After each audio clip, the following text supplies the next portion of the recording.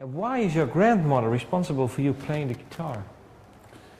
Well, she's the one who gave me my first guitar, an acoustic, like classical guitar. When? I was a kid. Now, how old were you? Very young. I can't be more than maybe 7, 8 years old or something.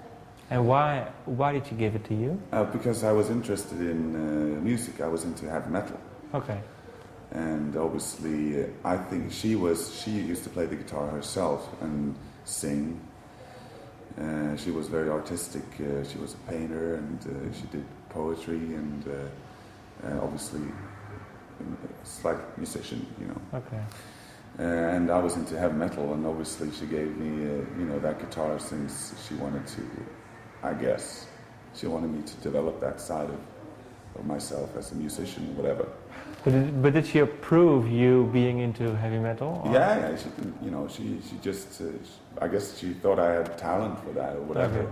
And because nobody else in my family was particularly interested in music, apart from herself and me, you know. So she just wanted to help me out, I guess. So she gave me a classic Levin guitar, it was, and 2 songbooks, which was the first chord book and the second chord book. And what songs were in there? It was, some children's songs, okay. But there was also like House of the Rising Sun was in there, and some Beatles songs. And there was like pictures of the chords, like dots on the fretboard, so I could like, got it. Yeah. So it was, she definitely helped me out a lot. And what song did you fancy from those 2 books? I learned as many as I could, the songs that I knew how they. Was there one song that you really liked, or? House of the Rising Sun I really liked to play because it was simple. Okay.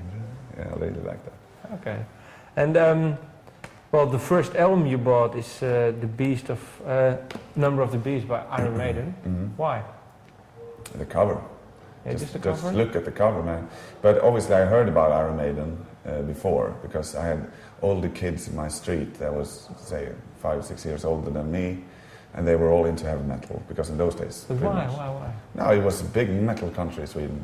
Everybody was either into heavy metal or synth pop, like Thompson Twins or... So we think it's the 80s then? At the the beginning 80s. Of the 80s? Oh yeah, this was the beginning of the 80s. Yeah. And they gave me records. They borrowed records to me, they taped records to me, and I was very impressed with them because I thought they were cool. Mm-hmm. And so I heard about Iron Maiden, and I can't remember if maybe it was my birthday, but I had a little bit of money. So me and my dad went down to a bookstore actually in the center of the town where I lived, and they sold some records as well. Okay. So I bought the Number of the Beast there, and obviously since then I was like, gone. Okay. It's metal. And I was wondering what struck you about the Mephisto demo tape, the puzzle? The puzzle, it's, you just need to listen to it and you'll know. It's that was done in 1986, which was a time when I was still into heavy metal. The Scorpions was my favorite band, Deep Purple, and Judas Priest and Maiden and stuff like that, even Malmsteen.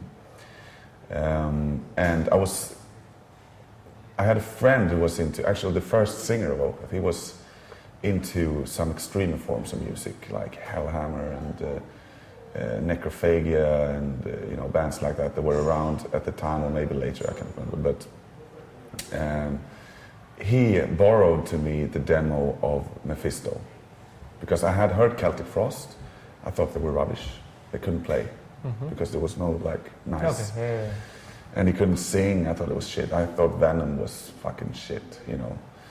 But when I heard Mephisto, there was a guitar player who could play. It was lots of classical stuff and lots of weird chords, and he was a great guitar player. And the vocals were harsh, but they were rhythmic, and they were so aggressive. I could finally understand this type of vocals, that you can reach new levels of aggressiveness because of that vocals.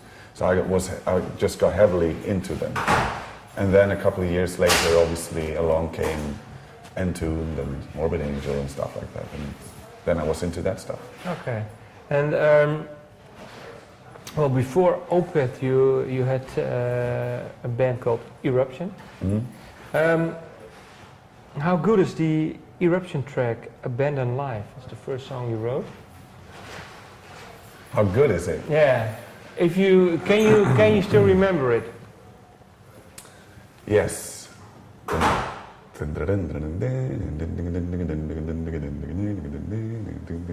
remember when we did this song, there was one part, and the drums was like, no, it was like, you know, like that. And I thought, okay, we're the fastest band in the world. Okay.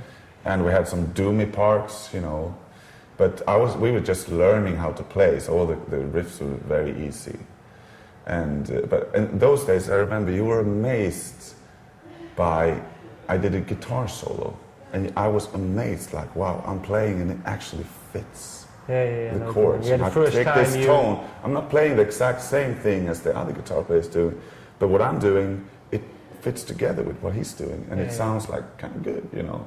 So I was amazed by that fact. And those early songs, obviously, today, I don't think they would be like that popular, to be honest. You know, they were quite, you know, no, shit.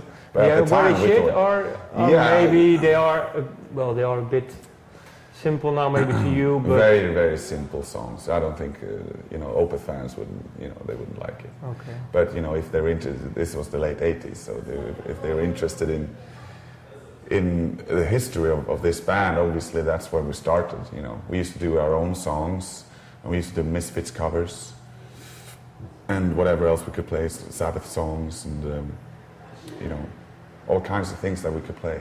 Improvised grindcore, we did. Just, you know, just playing whatever, you know. We even did an improvised grindcore live once. Sorry, what, eh? Improvised grindcore song. Okay, we live. did it live once. And how did it turn out? Like the worst racket you ever heard. Okay.